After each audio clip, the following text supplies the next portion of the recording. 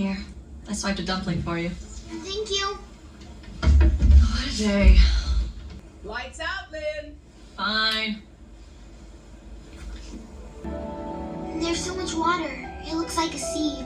What'd you expect after all that rain? I've got to get out of this place. Someday I'm getting on that train.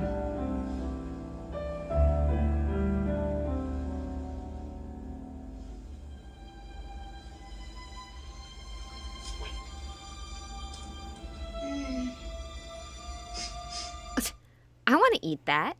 I could really go for some good Ghibli food right about now. We'll start by combining adzuki beans with pitted dates soaked in water, orange zest, coconut palm sugar, ghee, white sugar, and some sea salt. Add just enough water to help blend everything together in the food processor. Blend until the mixture reaches the consistency of a thin paste.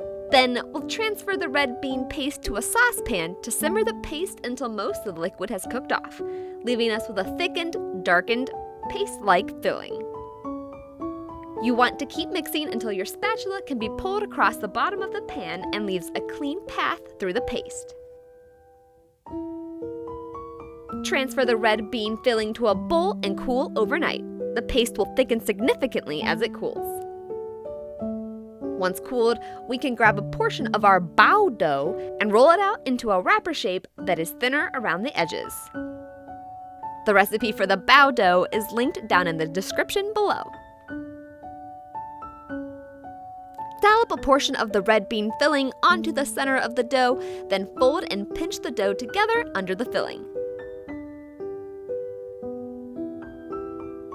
Pinch the ends together, place each bun on a piece of square parchment, then let the buns continue to rise in a warm place until doubled in size.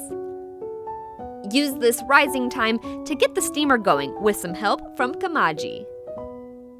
Place the buns into the steamer in an even layer and then steam, without peeking, for 15 to 20 minutes. It's important not to peek or else you may end up with wrinkly buns. Serve the warm bean buns right away for the best tasting results.